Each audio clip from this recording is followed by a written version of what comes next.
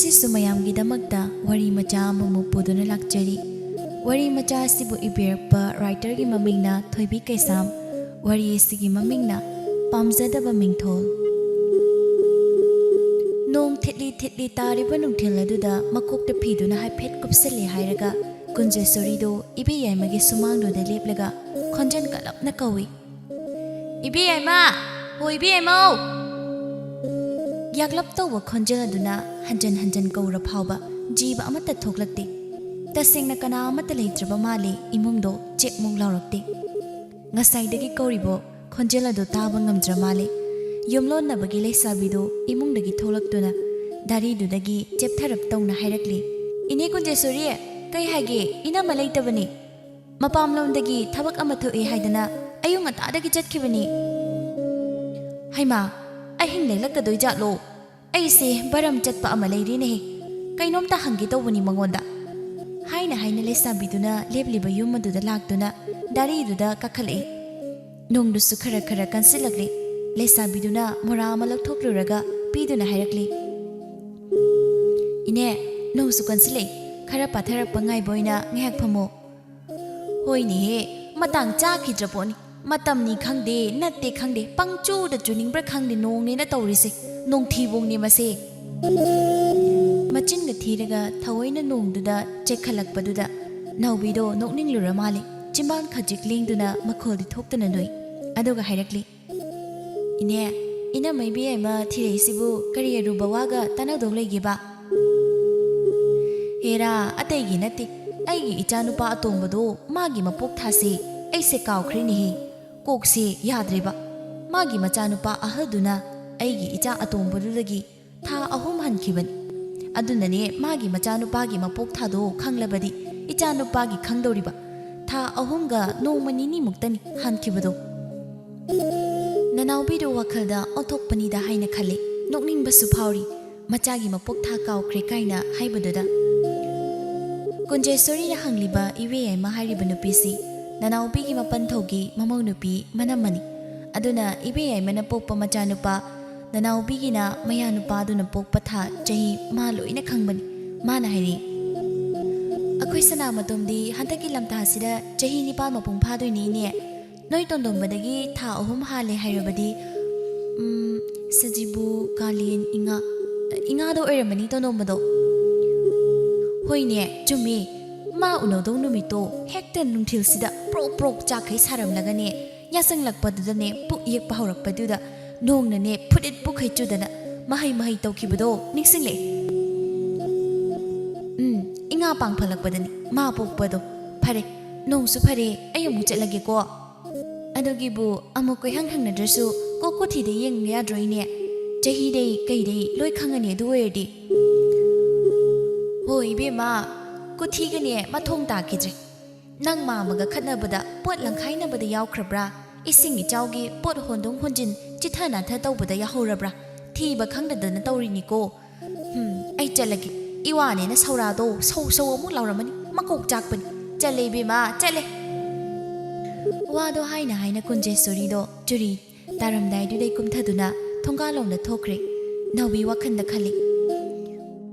on thokpani inesi magi sonose khara chujarasu mabukti phakrapon moi matai manausina pangkhatta khani moi macha singse ngawdene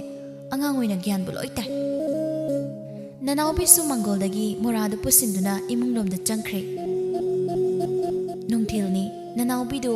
oigina pada takhilina so mamachile hairaga khutta sanabun pai khungi pukhri du tamna ising chokpani haiduna lai pukhri leiribadugi mayada khulgi lampak macha masulai lampak dugi chidaida charop tawba khongnang pami amasu hawi khongnang dugi makhongduda laptaknu re nanaubina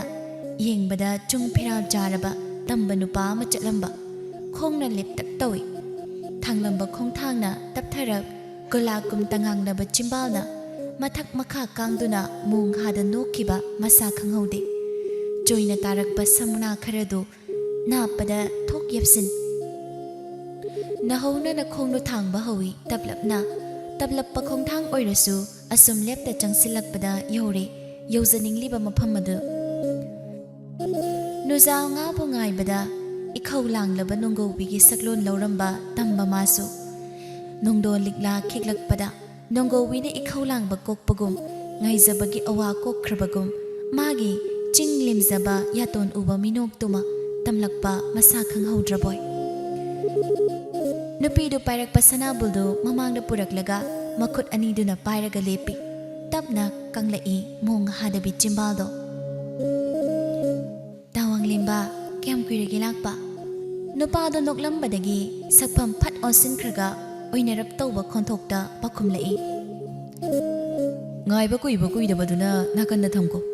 asuk wana ngaijebabu inakta nangna laklaga kayam kuirage haiba wahaiduna taningbagi khawlangbana nate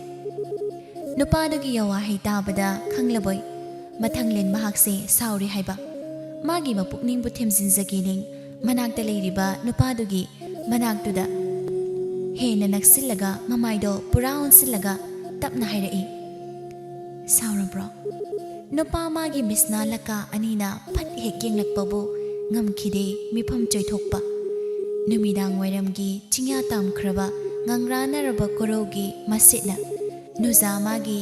hiyai amun bagum tangang labi maithong na yeibadi sana ahing bagum hek ningthi jaboiningi nuza magi kuchuna lehaurelga pangkhak maithong tangkhaiduma mura samlang khumjilabasu mifam hongningde thawan gi tare nipan batha jagom ningthi raba maithongni magi gulak mambi chimbanaga momon tare nipan batha zamana phana pukning hurabasu Purnima Thazamabu Yiningduna Ikhaulang Bagum Nuzamagi Maithongbu Mapung Phana Yiningle Samlangbu Khongkattuna Matangna Charisu Numidang Wairamgi Liri Sitpa Malaya Mana Khamum Humlakpa Joina Taramba Samlang Pram Haidoki Insiluribra Namiba Mangonda Khoyum Mana Nuzagi Maithong Urubada Maisada Hangam Manana Pathabagum Sauge kalamba thamoi khangpet petharakpa nupa magi matauda ikai thibi nuzamadi tokpham khangda machinda thokpa wa ama khangai hairakpani ka injang charake tawang limba lepna mangmanglamba wanglimba wakhan khanglaklai miphan phap choithoi nakanda phat leithui hairaga makhot na maduna lukhamda satnali nanawbina wa ama mo haizlei Lakani khotkani su I pau herak panate hekta khanglakla isibu kai lege ba aina nangi nakta lakpabu kai lege hangliba nangi na chinsibu nati haingam de hayari braba yam haingam tago minangsi nanawbi no phet tawri aduga wa makhatai as sao ko toine tawi nangsi chumna sum hana pau pirak tamaduda atopa aruba waga leibai khallubani aina nangi nakta lakpadagi hena aruba ma aingonda leite nawbe pumnamakti nangna maruni pumnamakti pumthoi thoibi mengne na thoibi kaina korom kyaide saitha pham amang khangdi wani pumnamakti pumnong nobi aigi nawbi kaina haiga trabaibo anudi yam saitha ba kanbanina nangisu wanglemba kaube mahutta saitha lemba korom yadra nasani yingdana mi nokne nasage sumang sittana aigi sumang sipiriba Wahai duda wanglimbado nokning lura malik khangnok hengnok lei nupa magi matawduda nanawbi sumakhol hek thoknunui kayambu nok lurabano ngaihak di nokmine anido asumna phagi jogai tongnaduna amakpa machit amata leita makhoi anina nusinarakpase chahi ahum lomdi hairaklamani makhoi anigi maribu khangba kananadi kalakna sonadaba nati aidine ichenaobiga tawanglimba-gi nusinabase yam chakchengo phongdau wande da khoidadi yari bema nangai laibaksidadine handok mapoksigi lairadana mathangi mapokta pau tamlamlaroi tawanglimba dauna lembadi hairunu aikhoiga unabasidadine thang pairaga yanadida khakpa numit ka yawi mamanawi singdu wa hek launa noi matam manadi lepa ko banaidana adum chatkibana nongmadagi nini dagi humni chayol ama thakai ama thabam amadagi asum hauna chatki khamluba ngamde matam ko bilairembi thingluba ngamde matamgi ichel mera chawrel haukraba matung mangani panba Panthoibi imagi irat thongni thogal hoba numituni Nanaubi do Panthoibi gi irat pagi lesabi singi isai sakpaduda masu yauri Isai hanbi oibana Amagisu kochen chen hotnaje Yachanglakpa matamaduda amu isai saktoribani haiduna hobe thoklai Laibak malem lesana mayek sengna namladuna phigi phanikna khwangda leiteng oi para wangkhai ina phidumana lengbandagi haitharaga illi nongna thitli chukhibagi lekhom kabak thoklibaduda phanekto motkani khan phanek phijindo hairap thangatli makhut nama amaduna khawmayum amasu pairi yum leimana likla kan bagum kala ga thoklai sumang maton yorok paiduda leplaga yum lomda onsinduna khon kalap amu laurai Ima chang tokpaga dum lao ko halakpadi thengbani na itomda talle imanabisu siyo phau lakmina dodo amta yaude ba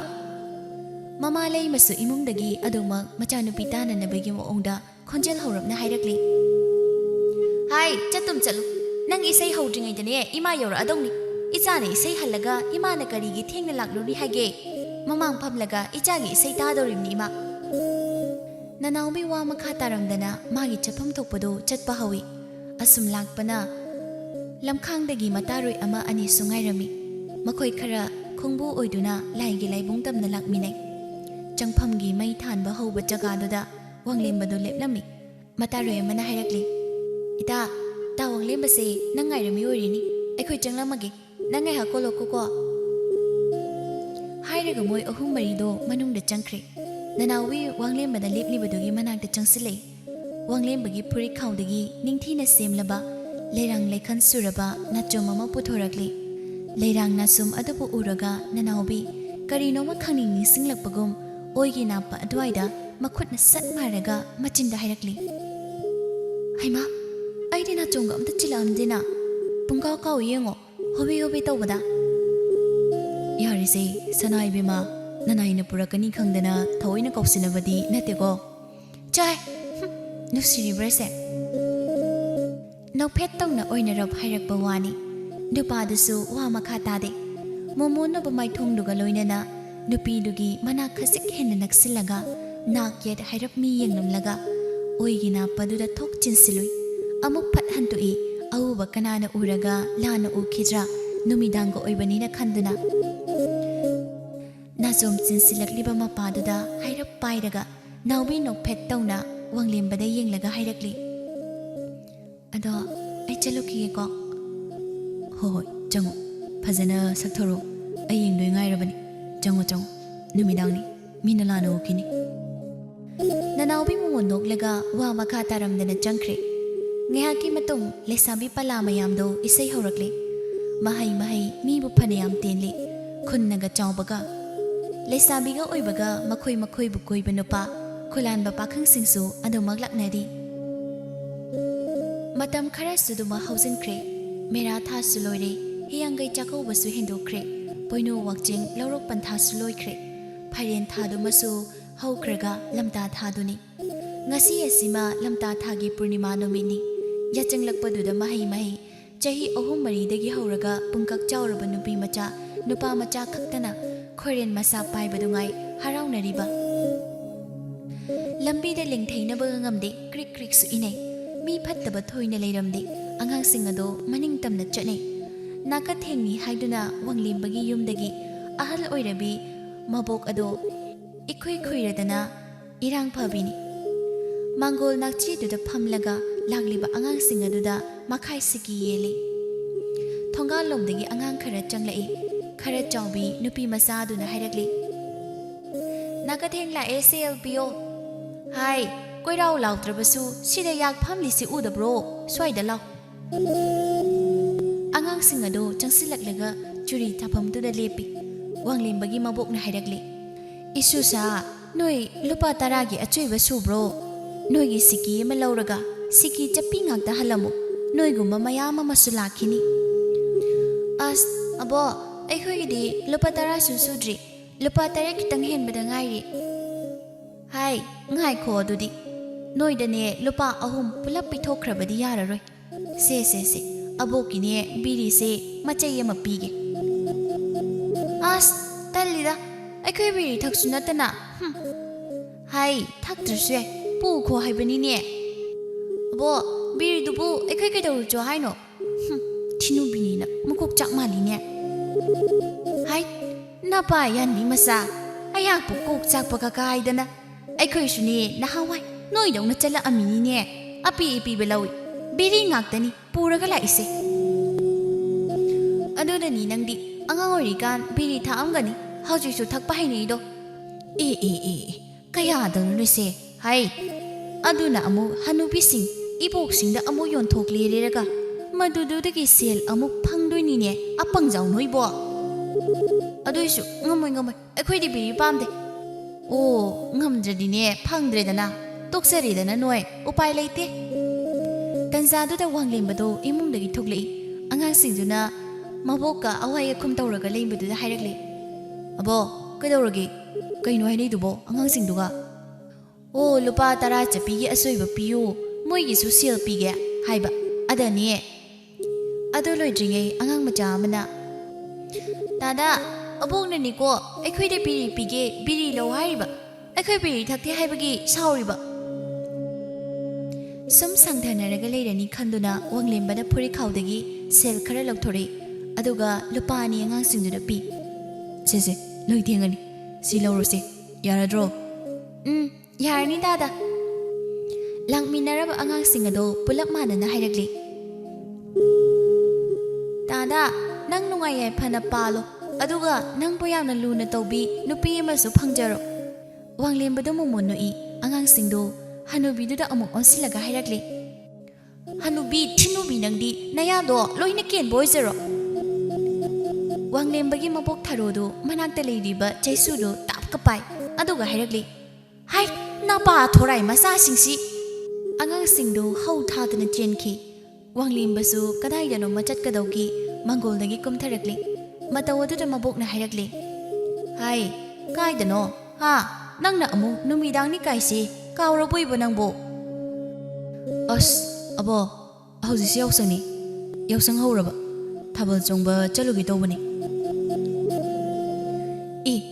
ꯌꯥꯆꯪꯕꯗꯕꯨ ꯊꯥꯕꯜ ꯆꯣꯡꯅꯕ꯭ꯔꯅꯦꯍꯦ ꯏꯔꯦꯅꯅꯦ ꯆꯥꯛ ꯆꯥꯔꯒ ꯅꯤꯡꯊꯤꯅ ꯆꯠꯂꯨꯀꯣ ꯏꯔꯥꯡ ꯌꯥꯝ ꯐꯅꯨ ꯍꯩ ꯑꯔꯦꯝꯕꯗꯅꯦ ꯆꯩꯁꯨ ꯆꯥꯅꯤ ꯆꯥꯛꯀ ꯍꯜꯂꯒ ꯆꯥꯔꯒꯦ ꯑꯕꯣ ꯏꯃꯥꯟꯅꯕꯁꯤꯡꯁꯨ ꯉꯥꯏꯔꯝꯂꯅꯤꯕ ꯊꯥꯕꯜꯕꯨ ꯆꯥꯛ ꯆꯥꯁꯤꯜꯂꯒ ꯀꯃꯥꯏ ꯆꯣꯡꯉꯣ ꯍꯥꯏꯔꯤꯅꯣ ꯍꯥꯏ ꯊꯥꯕꯜ ꯀꯥꯏꯗꯣ ꯌꯥꯝ ꯆꯣꯡꯈ꯭ꯔ ꯄꯣꯠꯅꯤ ꯌꯥꯛꯁꯨ ꯁꯤ ꯆꯥꯛꯀꯁꯤ ꯄꯨꯛ ꯄꯤꯛ ꯊꯟꯅ ꯆꯥꯔꯒ ꯅꯣꯡꯉꯥꯜꯂꯝꯗꯥꯏ ꯐꯥꯎ ꯆꯣꯡꯉꯤꯕꯅꯤ ꯑꯣ ꯁꯤꯗꯒꯤ ꯇꯞ ꯇꯥꯅ ꯆꯥꯁꯤꯜꯂꯒ ꯆꯠꯂꯗꯤ ꯍꯣꯔꯦꯟ ꯑꯥꯗ ꯅꯁꯨ ꯅꯨꯄꯤꯒ ꯁꯤꯡꯖꯨ ꯕꯣꯔꯥ ꯀꯃꯥꯏꯅ ꯆꯥꯃꯤꯟꯅꯔꯨꯗꯣꯏꯅꯣ ꯑꯕꯣ ꯏꯍꯦ ꯅꯪꯉꯣꯟꯗ ꯑꯩꯁꯦ ꯋꯥ ꯑꯃ ꯍꯪꯒꯦ ꯈꯜꯂꯛꯂꯤꯕꯁꯦ ꯐꯅ ꯀꯨꯏꯔꯕꯅꯤ ꯉꯥꯏꯈꯣ ꯅꯨꯄꯥ ꯃꯆꯥ ꯅꯪꯅ ꯈꯪꯅꯔꯤꯕ ꯅꯨꯄꯤ ꯃꯆꯥꯗꯣ ꯀꯗꯥꯏꯗꯒꯤꯅꯦꯕ ꯑꯕꯣꯛꯁꯨ ꯍꯤꯡꯕꯅꯤꯅꯅꯦ ꯍꯤꯡꯂꯗꯤ ꯅꯆꯦ ꯂꯨꯍꯣꯡꯕ ꯐꯥꯎꯗꯤ ꯅꯪꯈ꯭ꯔꯦ ꯍꯧꯖꯤꯛꯅ ꯑꯃꯨꯛ ꯅꯪꯅꯒ ꯀꯣꯌꯦꯠꯀ ꯌꯦꯠꯄꯗꯣ ꯎꯅꯤꯡꯉꯦꯅꯦꯍꯦ ꯆꯍꯤ ꯃꯇꯥꯡꯁꯨ ꯆꯞ ꯆꯥꯔꯦ ꯅꯄꯥꯒ ꯅꯃꯥꯒꯁꯨ ꯋꯥꯐꯝꯁꯦ ꯍꯧꯗꯣꯛꯅꯤꯡꯂꯕꯅꯤꯀꯣ ꯍꯥꯏꯌꯨ ꯀꯗꯥꯏꯗꯒꯤ ꯀꯅꯥꯒꯤ ꯃꯆꯥꯅꯣꯕ ꯅꯨꯄꯤ ꯃꯆꯥꯗꯨꯕꯨ ꯋꯥꯡꯂꯦꯝꯕ ꯏꯀꯥꯏꯔ ꯃꯈꯨꯠꯇꯨꯅ ꯂꯨꯈꯝꯗ ꯍꯥꯏꯔꯞ ꯅꯥꯜꯂꯒ ꯍꯥꯏꯔꯛꯂꯤ ꯑꯋꯥꯡꯈꯨꯜꯗꯒꯤꯅꯦꯕꯣ ꯃꯣꯏꯒꯤ ꯄꯨꯄꯨꯗꯣ ꯂꯩꯗꯤ ꯂꯩꯈꯤꯗ꯭ꯔꯦ ꯊꯥꯏꯅꯗ ꯖꯒꯣꯏ ꯏꯁꯩꯒꯤ ꯑꯣꯖꯥ ꯑꯣꯏꯔꯝꯃꯤ ꯍꯥꯏ ꯃꯗꯨ ꯃꯈꯥ ꯇꯥꯔꯛꯇ꯭ꯔꯤꯉꯩ ꯊꯔꯣꯅ ꯇꯥꯛꯎꯛꯂꯦ ꯍꯥꯏ ꯉꯥꯏꯈꯣ ꯑꯋꯥꯡꯈꯨꯜ ꯂꯣꯝꯗꯒꯤ ꯑꯣꯏꯔꯗꯤ ꯂꯩꯈꯤꯗ꯭ꯔꯕ ꯑꯣꯖꯥ ꯂꯥꯏ ꯈꯨꯔꯝꯒꯤ ꯀꯨꯂꯕꯤꯗꯨꯒꯤ ꯃꯁꯨ ꯁꯣꯏꯗꯅ ꯑꯣꯏꯅꯤ ꯑꯋꯥꯡꯈꯨꯜ ꯑꯁꯣꯝꯗꯗꯤ ꯑꯣꯖꯥ ꯀꯨꯜꯂ ꯅꯠꯇꯅ ꯂꯩꯇꯦ ꯃꯥꯅꯦꯕꯣ ꯑꯗꯣ ꯑꯩ ꯆꯠꯂꯨꯈꯤꯒꯦ ꯋꯥꯡꯂꯦꯝꯕ ꯄꯟꯊꯔꯝꯗꯅ ꯏꯀꯥꯏꯕꯣꯏ ꯀꯔꯤꯕꯣꯏ ꯆꯦꯟꯈꯤ ꯇꯥꯈꯤꯗ꯭ꯔꯦ ꯑꯗꯨꯃꯛ ꯆꯠꯈ꯭ꯔꯦ ꯃꯕꯣꯛꯇꯣ ꯃꯊꯥ ꯁꯥꯅ ꯍꯥꯏꯍꯧꯏ ꯑꯁ ꯀꯔꯝ ꯇꯧꯅꯤ ꯈꯨꯃꯟ ꯃꯁꯦꯜ ꯊꯣꯛꯅꯕ ꯌꯦꯛꯁꯤꯗꯤ ꯀꯟꯈ꯭ꯔꯕꯅꯤꯗ ꯅꯧꯖꯔꯤꯕ ꯏꯁꯨ ꯑꯅꯤꯕꯨ ꯅꯨꯡꯁꯤꯅ ꯄꯟꯊꯨꯡ ꯄꯤꯔꯣꯏꯗꯧꯔꯤꯗ ꯀꯝꯗꯧꯅꯤ ꯁꯤꯗꯤ ꯃꯊꯥ ꯁꯥꯎꯗꯧꯔꯤꯗ ꯃꯄꯥꯕꯨꯡꯒ ꯃꯃꯥꯒꯁꯨ ꯋꯥꯐꯝꯁꯦ ꯍꯧꯗꯣꯛꯂꯒ ꯈꯟꯅꯗꯕ ꯌꯥꯔꯔꯣꯏ ꯊꯔꯣ ꯇꯞꯅ ꯍꯧꯒꯠꯇꯨꯅ ꯏꯃꯨꯡꯗ ꯆꯪꯈ꯭ꯔꯦ ꯃꯊꯪꯒꯤ ꯅꯨꯃꯤꯠꯅꯤ ꯅꯅꯥꯎꯕꯤ ꯉꯁꯤꯗꯤ ꯌꯥꯍꯧ ꯈꯔ ꯊꯦꯡꯉꯤ ꯃꯃꯥ ꯏꯕꯦꯝꯃ ꯂꯩꯃ ꯃꯆꯥꯒꯤ ꯀꯥꯗ ꯆꯪꯂꯛꯇꯨꯅ masagi khuya lukhumgi kangkhan nep khale hai bema tarabo nawi nang bu thengi ni numi se a yori ni nang bo hogolo nasa na ugo sengduk paloiraga amung tumgi sutumu hogolo imi ima gane wari sana seba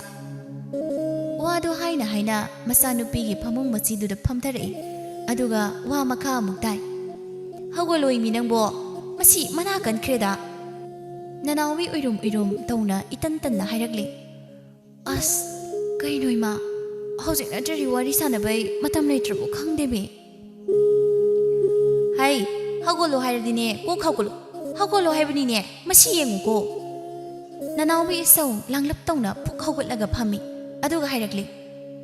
kaino khangde haibani da kai wari no sana duibo hairosat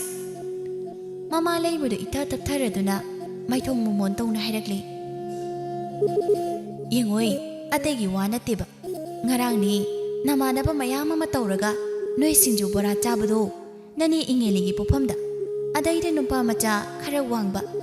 masak matau phajaba ma yaurido isaga khangna breiba nanawi mamagi wahangdu da khakprek khangbago mamit ka khangsing singi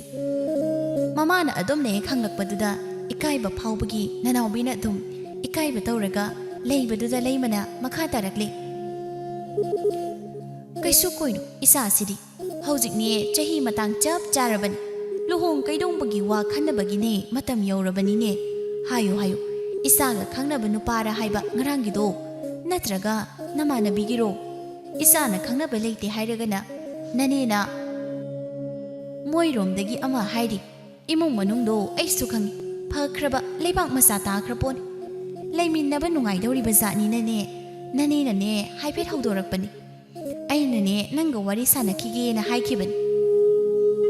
mamagi waduda soinaba tare khana khangai khangsinda hairakli as ima mi ai khangnaba leko koire khangnarakpa ngarangi nupado aiga khangnabani makha khundagi mamingna wanglimba kawi masu phasu yam phai hoine isana khangna jaba leirabudi kaidida mingonda hairuba haudokluba wa natebonina yingoi adudi hayu nupa masaduda hojik ne chengchong tawbagi mahut mangon karaknaba wari saw thabak haise matang chana tahuduni ngaiko moigi di kayumno khuman themni ma leimagi maithong khangan hanjinki noklamba chap lepi machinda tapna sonki khuman themni haiba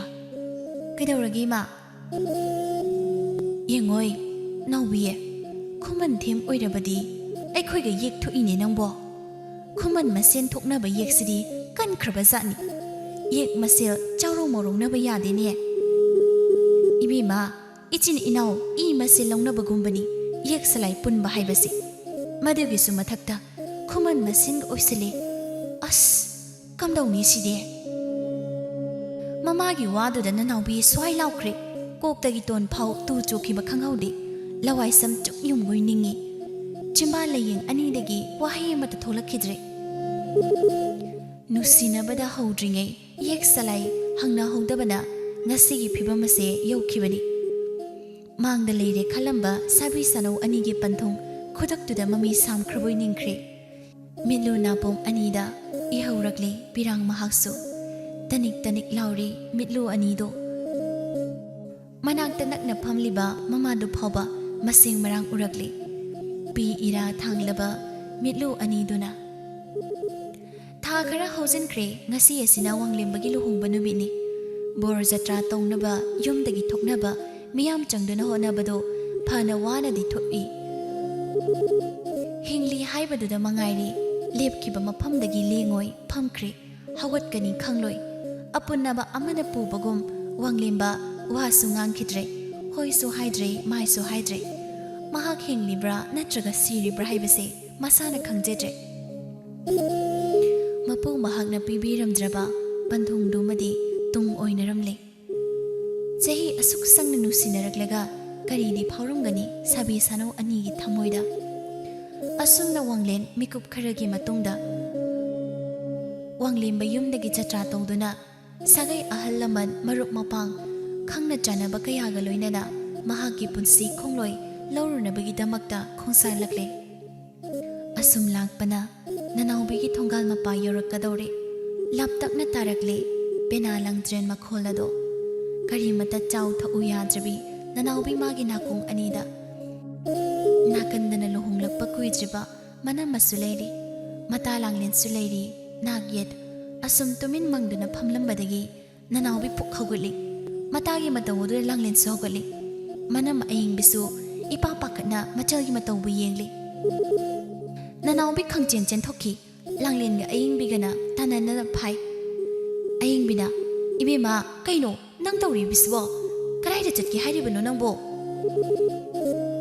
nanaubi kadai da gilang pa minok no khangde kangsilaba chimbalado chingduna nok pet tawri aduga hairakli tablap inama ai aroibo oina mana angauba phizol lai tingladuna kokta koi yetuna lakpado ai gi imesina pena amung ting zahogiba ai ke su chatloyi no pet tawna hai khiba wahi eduma loisilakpadadi pagi palonda wana khangduna yanduna leiramba pirangdo khazai tamna khangnan nan tharai aying bi wangangdre langlenda yengi nanaubegi waphamado ayaba pirage khankhri mikup tumadi maning thungjarasanu khangdi langlenda ingit tawi thokminau haiduna nanaubi pantharamda thongsilladudi prap thokhi aying bi pi irachena thongjiladudi yengi matungda langlen inei sumang maya changsilakpa aduwaida laptak taramba pena langdri makholado naksilakle mittuna thongalomda yengloi nanaubi khongthang chiklepe wanglemba mapa aduna yoraklabada maithongi phibam ihongdi hongda sintharakli pirang mari adobo maile sinduna yenglamdre thangningdaba khongthang aduna puduna madumak chele nanaubi mamai satte sile makhattuna machin minjaduna ma pena kablakle khangba ngamlaktre thelli balangtrengi makholado magi thamoi mapada akanba posak amana thomlakkada boy khali ma puba ngamlaktre leimai da ket pamthakre matagi matawda langlensu tumin leiba ngamjade masu yauna kaple thongzildagi yengliba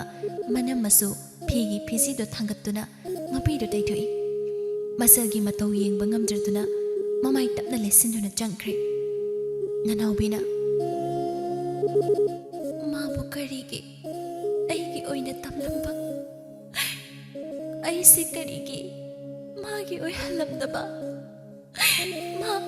ma da migi soidana oi khrini ta langle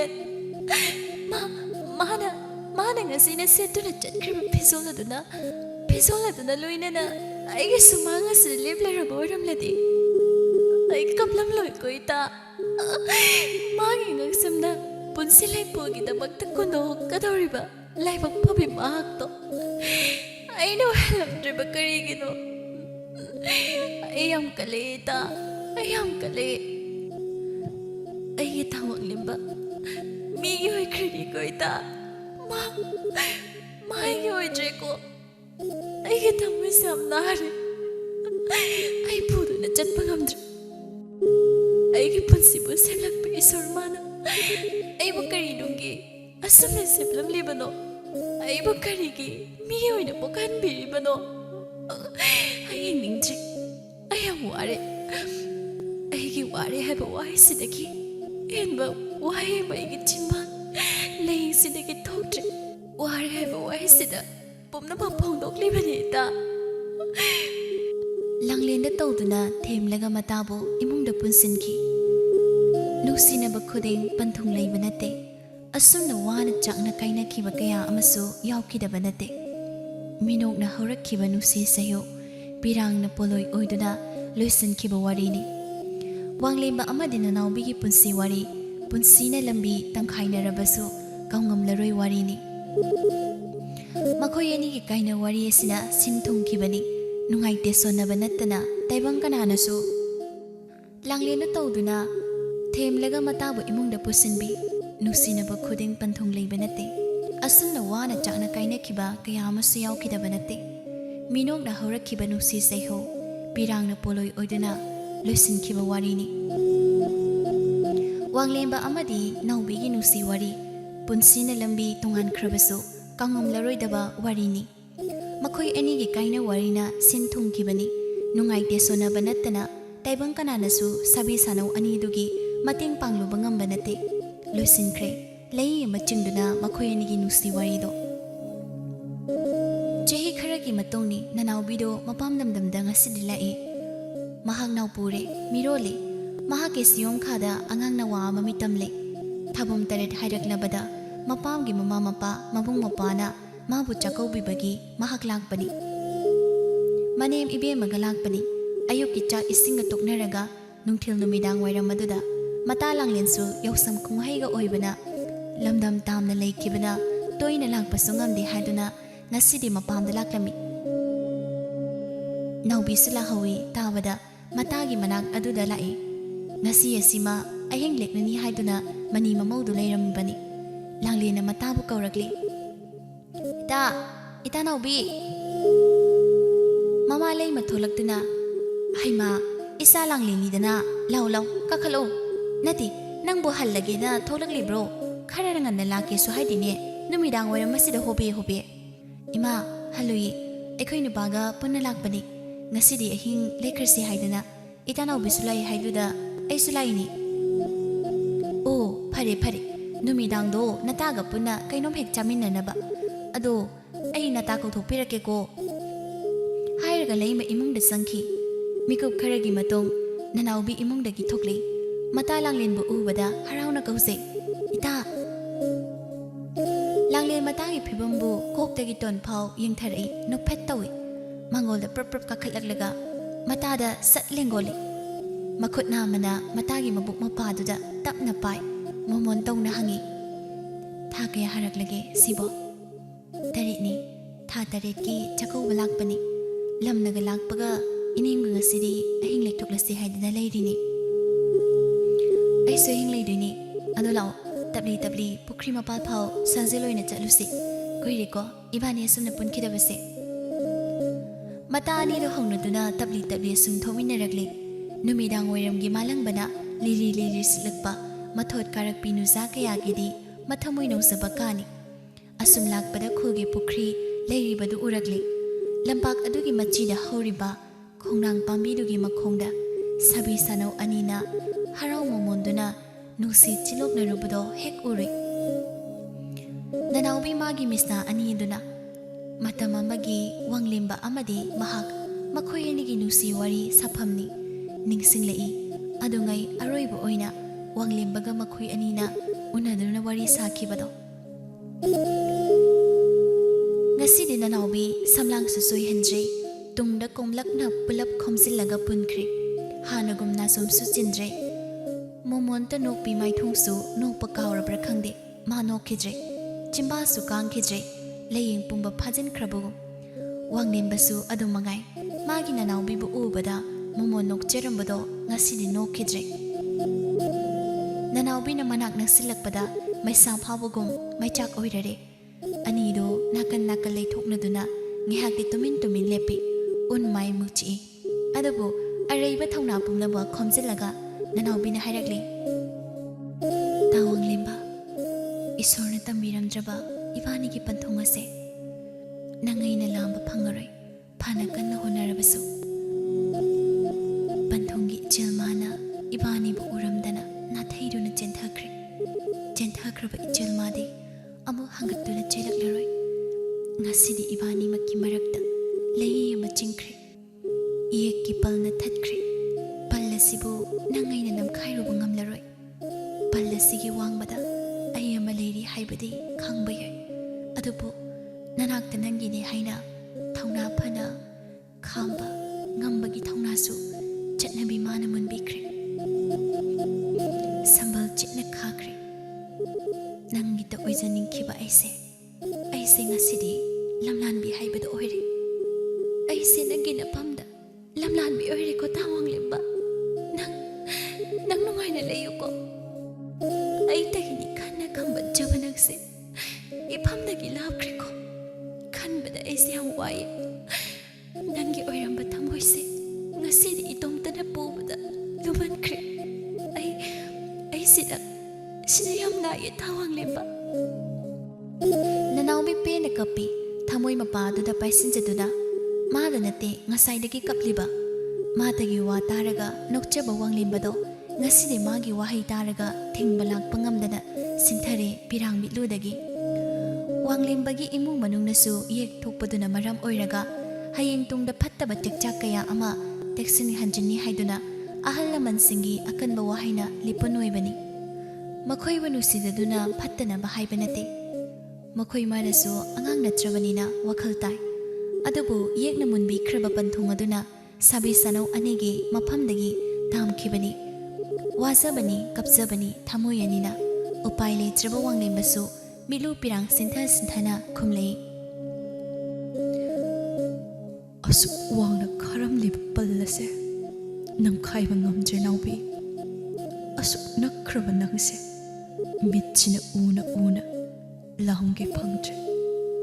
loiba nairoi khalamba nangai gi wari ngasidi changkhai chingkhramale nusi wari da bipum khuding kalakna sona hanasi haikibado adubu ibani gi kaina warina chakna sonaraga loishingadore aitagi oizani kibanangse pamuman bada lerang leina joyhanda thamlakpadi aigi oyu tamlamdawagi oira male launing da lobada tar nangi na pamdaki lamlan ba haiba pamjadaba mingtholdo ngasi anido thembina ba leitrabagum amana amabu themzinda amanasu amabu phathada apha pun leitana pena kaple wakhagi sangsarda kayam koina tahurabado mata langlena hanjin korakpada wakhal lai gyan tarakpada mitlu ani de ichot chotlamle ngasai man ukhiba pakhang lesa ani adu suleramdre yasanglakpagi yausang mai thabagi matam oiraktuna mahai lambido khawangdagi angang amadi lesabi pakhang singna krik inarakli matagi matau khangladuna langlena hairakli numisu tasilakle yausang mai thaba yengkisira natraga yum changasiro yengaroisida changlase halaktra hairamani inemsu lehoribanina nungaite mapamda laga gusita oi khankradi phakraba inemdo amuk phattabi oladi kamdawni phagi tawduna matani do nui chatlasi haiduna leithorakpada angang nupi macha khara laklibada uirui khara chawbi anidugi karakta picture piklibi nupi masa ama makhot samduna puraklibada ui hek ubada kaihada nusiba phawririba hangama pal machugi apikpa phanek adumaga khawon onduna yaliba mari sangbi singaudumaga mamai machaduda tesaliba masai singdune pikpa haibabu pikli marol kabak thui singdri masamdu phau punkhatpa yana sangjidri nanaubi angangduna khowagum changluri manakta angang adugi mamangda phamtharakli nupi macha singdu chatlambadai lepi nanaubina abema nangni kari ming kawe nangse yam nusi na sakse masaksu yam phajai hayusi kai ming kauge nangbo marol singbui singdaboi hairi e angang aduna nanaubi mamit laktui swai lawi khara chawbi nupi macha amada onsinuna hangi abema nangi nanau piroma bo natti nini tho e aida akhoi panthaugi masu nupi ni akhoi tawang limbagi macha nupi akhoi na chatpaduda inagena kappaduda inamana yausang mai thaba yengminaramo inamasu lawba tholakke haibadugi puraini o yam nusi mamingse kanana thonbiriba maming budi thoibi kaubane ba ada akhoi tawang lembana nanaubi kaubaduda mayam sum kaunaba nanaubi phamlambadagi hawgalai midyengdudi picture adudani chalo noi thengani hoini ne angang sing ado chatkre nanaubi yengduna lephori mata langlenda nanaubi de yenglaklaga lengzungdo pairakli nanaubi langlenda haipet yenglei aduga chatkriba nupi masa singdugi maikeida mityeng thamduna tung yeng hauri nahapa ani duda khonthang yeina tarakli aina nangi nakta lakpadagi hena aruba ama leite ngonda naubi ꯄꯨꯝꯅꯃꯛꯇꯒꯤ ꯅꯪꯅ ꯃꯔꯨꯅꯤ ꯄꯨꯝꯅꯃꯛꯇꯩ ꯄꯨꯝꯊꯣꯏ ꯊꯣꯏꯕꯤ ꯃꯤꯡꯅꯦꯅ ꯊꯣꯏꯕꯤ ꯀꯥꯏꯅ ꯀꯧꯔꯝꯒꯦ ꯍꯥꯏꯗꯤ ꯁꯩꯊꯥꯐꯝ ꯑꯃ ꯈꯪꯗꯦ ꯋꯥꯅꯤ